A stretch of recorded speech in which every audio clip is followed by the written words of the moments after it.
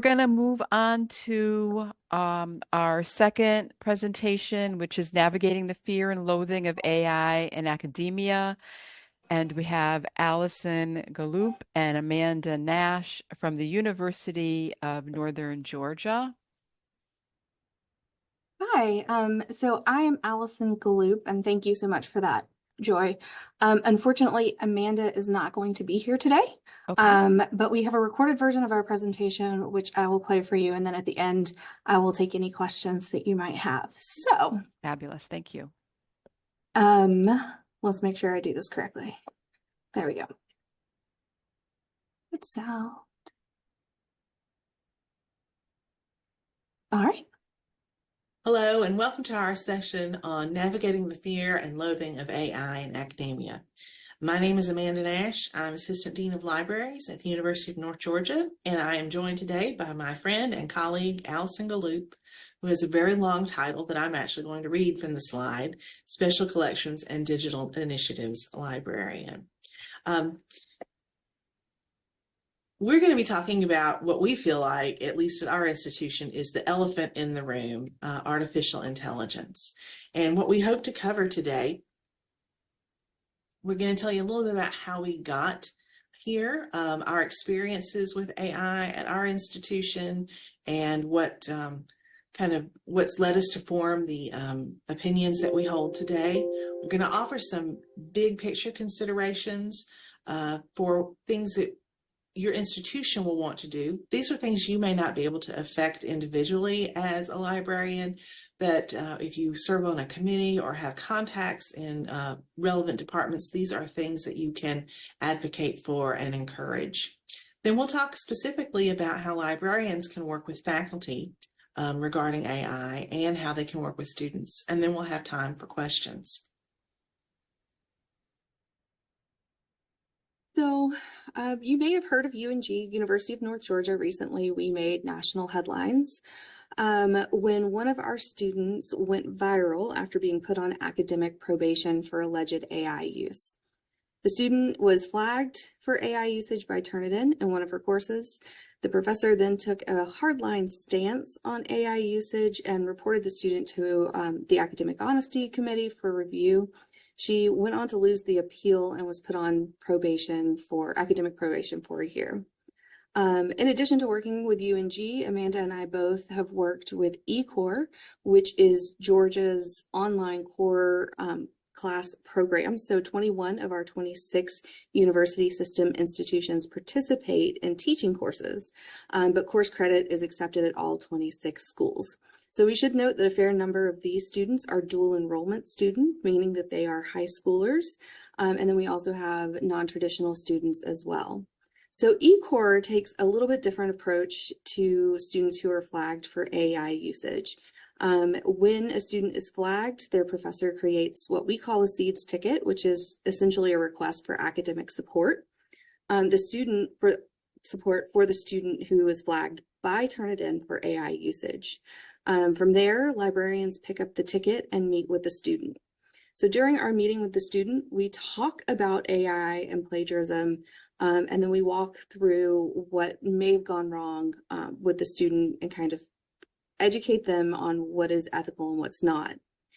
From there, the chat transcripts are sent to the student, the professor, and other librarians, which is a whole other professional ethics issue, but that's kind of how we deal with it with each case.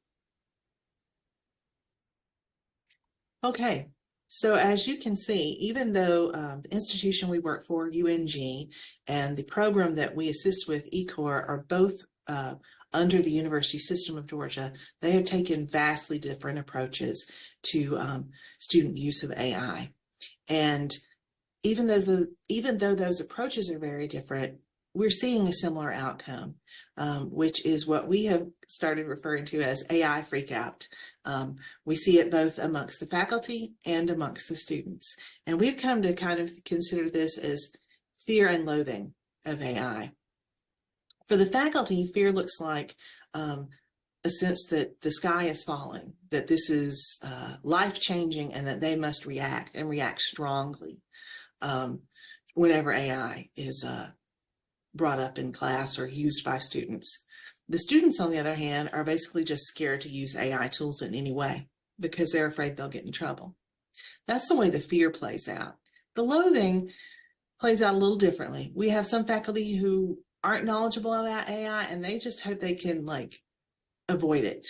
They can keep their heads in the sand and hopefully not have to address it in class altogether. For the students, we still have students that misuse AI tools for the same reasons that students have always taken shortcuts with their work. It's sort of a fancy version of copy and paste for many of them, and they use it because they've procrastinated. They use it because they have a 5-page paper and they've only written 3 and they need to pad. It's the same reasons, but they're using these tools and just hoping they don't get caught. We're making some broad characterizations of faculty and students with this. We do have faculty at our institution that are really on board with AI and already incorporating it into their teaching and then working with students. And we have students who are really interested in it. We've had one who did an undergraduate research project on it very recently. So this isn't everyone, but the vast swath of what we're encountering looks like either fear or loathing. So we, as librarians, especially in the case of eCore, find ourselves somewhere in between, right? So we're working with students who are asking us for advice on how to protect themselves from being accused of AI usage. Or as with eCore, we're working with students who have already been accused and are dealing with the ramifications. Like Amanda said, our faculty are also struggling to kind of find the line of what's okay and what's not. Some of them have very basic knowledge of AI and AI detectors. So we find ourselves working with them and or assisting their students in what is okay and what's not. So how do we walk that line and still do our jobs? We have 2 big picture recommendations. The first one's a little trickier. I think it's not as cut and dried as the second one, but the first one is that we really need to have some rules surrounding AI use, and we need to address it institutionally in policies. And the policies need to be formed around a baseline focused on encouraging ethical use. Our faculty need this, but the students especially need it. Without an overall arching policy or philosophy statement about the way the institution sees the use of AI in academia, it means that individual faculty set the rules, and the bar is always changing for the students. And what happens is that the faculty least comfortable with the technology will have the most restrictive policy, and that cycle of confusion and fear continues. And the policy needs to advocate for ethical use. Banning is absolutely counterproductive. We found an excellent quote that says, unless you are planning to require students to use a typewriter or pen and paper for all assignments, know that AI is integrated in some form into web searching, word processing, spreadsheet generation, and presentation software. The students are already using AI. There's no way to ban it altogether. So the other big picture idea here is a little bit about the irony, right? So we see the irony in having AI detect AI usage, and so do many of our students, but sometimes that is seemingly lost on our faculty members. We know that AI detectors are unreliable, and while they may do well with writing that is 100% AI in controlled testing, our students are not necessarily using AI that way. I would say it's probably rare for a student to wholesale copy and paste AI generated text and then turn it in. I mean, I'm sure it does happen, but that's not really how we're using AI. The detectors also have a risk of bias. Often non-native speakers are penalized for using AI by these detectors when that's not what's happening. Wired actually has a great article about the risk of bias in AI detectors. Also, these accusations are asking our students to prove a negative, and the reports don't offer concrete proof of AI usage in the way that they would for traditional plagiarism. So how do students protect themselves? So as you begin working with your faculty, I would say find allies. Are there professors who have started testing the water with AI usage in class, found a way to incorporate it into an assignment, or are encouraging their students to use it for something like brainstorming? These would be a great ally in getting started with some of that policy creation that Amanda talked about earlier.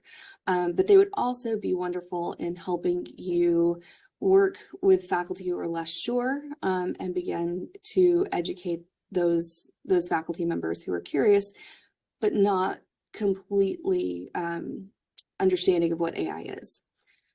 So on that note, as you begin educating faculty, making sure that they understand the different types of AI and what they can be used for and how students may interact with them. Also working with them to incorporate its usage into their classrooms. You can absolutely develop assignments that make AI usage a part of the assignment in ethical ways, and begin teaching them the difference between ethical and unethical ways to use it. You can also develop assignments that just make it unappealing for students to use AI, right? So some of the busy work where we're asking for summarizations, students are going to lean toward using AI just to kind of get that done and out of the way.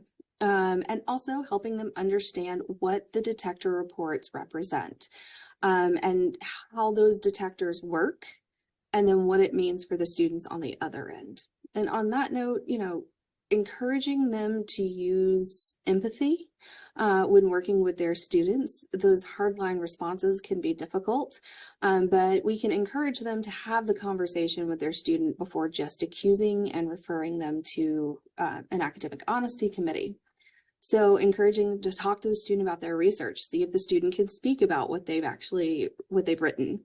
Learn a little bit about the student's writing process, or even compare writings by the student over the course of the semester to see if it all makes sense. Just kind of immediately failing them does a great disservice to the student and creates more fear of AI usage. To piggyback on what Allison just said, one of the biggest challenges we see through the eCore program, where we are tasked with meeting with students who have been accused of using AI, is that there's no conversation with the student before they come to us. There's they actually are copying and the faculty are actually copying and pasting the same language. I don't know where that language originated from, if they were given it to use or if they're just borrowing from one another. But basically it says there's patterns in your work that indicate the use of AI. You must have this meeting. And many times when we have the conversation with a student, I mean, they don't know us at all. We have no relationship with them. This is their first, interaction with us. And part of what we have to do is try and suss out if they've actually used AI without making the accusation. What I'm finding, and I think Allison, you share this as well, is that either they've used it and they fess up right away, and the reasons for it were they were not trying to be dishonest. They were short on time or felt panicky, or they truly didn't use it and they are deeply wounded for being accused of something they did not do. So we really have great empathy for the students ourselves in working with them. And that's something that I think all librarians should practice in working with students regarding AI. Offering them encouragement for using the tools appropriately, and offering them suggestions and support for what happens and what they can do if they are falsely accused of using AI. We all know that a lot of times librarians, students will have conversations with librarians that they will not have with their classroom faculty member. They will ask us questions, sometimes because we're approachable, sometimes because we're just available at hours that their faculty member is not. And so we can have good conversations with them, I think, and help kind of bridge this gap. Other things we need to think about in working with students. Students are getting mixed messages about an inadequate exposure to AI. They're hearing from faculty members and from their classmates that AI is unethical. We've heard them make those blanket statements, and yet they're also hearing that you need AI skills to get a job. So what are they to do? In many ways, my experience has been the ways that faculty are instructing students about AI use feels like a return to the old days of you cannot use the internet, you cannot use Wikipedia. We even have people who to this day still say you cannot use ebooks. They need to use these tools. They need to learn about them. And what we have to do is find a way to teach the value of those tools to the students, the way they can be used ethically for research and writing, but walk that line with the faculty expectations so that those students don't face blowback. The last thing we want to do is make a recommendation for something they should do that their faculty member then turns around and tells them was unethical. So we're going to have to be very mindful of those expectations. One recommendation I would make is if you are tasked with doing a library instruction session for a faculty member on AI, one of the first questions you ask them is, what are your policies on those tools, so that you're not offering instruction that then runs counter to what the expectations the students are going to have to meet. Right. All right. So thank you all so much. This is a QR code that takes you to the LibGuide that we've created that cites some of the articles that we mentioned and the headlines that we screenshotted in our presentation. I have added that to the notes page as well, so you guys have a link to that. It also has our slideshow there, and I will also include a link to the video as well. So I will stop sharing my screen. And so if you have any questions. Thanks so much, Allison, and please send our thanks to Amanda as well. We do have some questions for you. And our first question is, do you find that students don't even realize they have used an AI tool unethically according to the course syllabus and things like that, such as maybe a tool that checks spelling and grammar or that kind of thing? Absolutely. So that's kind of how this presentation started. So I mentioned the student who went viral for being accused of using AI. I don't know the particulars of that situation beyond what was reported in the news, but she claims to have used Grammarly in writing her paper and said that it was flagged for use there. So I know there are levels of Grammarly that some get flagged, maybe some don't. I don't fully understand. I don't know why Turnitin would have flagged Grammarly, to be perfectly honest with you. But from there, the way that I learned that she went viral is I had a student sitting in my office for a research consultation. And this is a student that already had one bachelor's. He was working on a second bachelor's. He's a National Guardsman. You know, he is a fantastic student, a decent writer from what I can tell. And he said, how do I keep this from happening to me? So yes, so we see that with them using Grammarly. With the e-course stuff, like Amanda said, it really just depends on the student, right? I don't know how much Turnitin is still flagging Grammarly, so I can't say for sure that that's what's causing some of these. Some of it is just level and quality of writing, right? So we find that students who write exceptionally well tend to get flagged. Students who maybe struggle with writing a little bit tend to get flagged. And those people who are kind of in the middle sometimes get away with it a little better, unless, like Amanda said, they're just padding their paper. Yeah, and I think a lot of it does come down to the way faculty now have to change up how they're creating assignments and that Absolutely. kind of thing, so that it is really more obvious that it is a student voice. And so one of the questions was, a large part of AI issues regard a decrease in deep reading on behalf of students. Have you seen any assignments that involve deep reading that can't be cut and pasted from ChatGPT or other types of assignments like that? So we typically, with UNG, most of what we're seeing is either students who are concerned who happen to be in a research consultation with us. So I don't necessarily see those assignments as much. With eCore, I will say those assignments could use a lot of revamping to make them a little bit deeper of a read than what they are currently. Now, the way that eCore works, another way that eCore works that's kind of interesting is basically we have a set of instructional designers who design all the courses, and individual professors kind of use those assignments, right? So they're not necessarily developed by the individual professors. And because they are kind of low-level intro classes, the assignments read that way too. It's a lot of busy work, to be perfectly honest with you. A lot of summaries, a lot of compare and contrast. And so, yes, absolutely. I would love to see that happen more.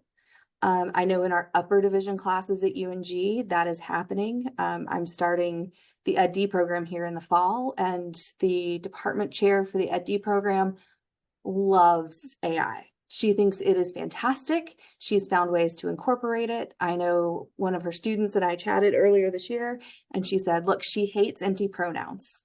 That is one thing I can tell you. And she goes, and I decided that I would just use ChatGPT. I would put in my text and say, remove the empty pronouns or help me reword this without empty pronouns.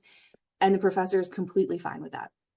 Okay. Yeah. It really all So depends upon the individual course absolutely. And the policies and professor, what the, yeah, yep. right. And that goes back to that policy that Amanda was Yeah. talking about, like, Mhm. because the bar is constantly moving, our students don't know what's okay and what's not. And so, you know, they just either stay away or they do a little too much. Okay. So, we do hear a lot about faculty and fear of AI. So have you experienced a lot of the opposite where a faculty member is fully embracing AI without pause? Um, Outside of Dr. Adams, I've not, well, I shouldn't say that. I don't work a lot with our computer science classes, and I would assume that they would embrace it a little more quickly than some of our other faculty. Now, that is a wide assumption, so I can't say yes or no.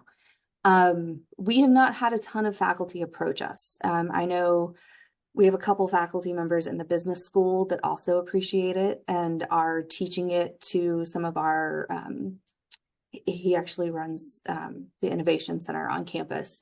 And so he's working with his students on using it for brainstorming and developing new ideas and new projects. By and large, our faculty are still kind of like, I don't know what this is, and I don't know that we should be using it. We're hoping to change that, but we still see a lot of pushback. we'll see what the fall semester brings. Yes. Yes. So I think that's all of the questions that I saw in the chat and in our document for Allison. But, people are staying on in between the break and having some good discussion and everything. So I think that there could maybe be some additional questions that come up if that's something that people are still thinking about before asking a question. But I would love to circle back to Shalini because we do have some questions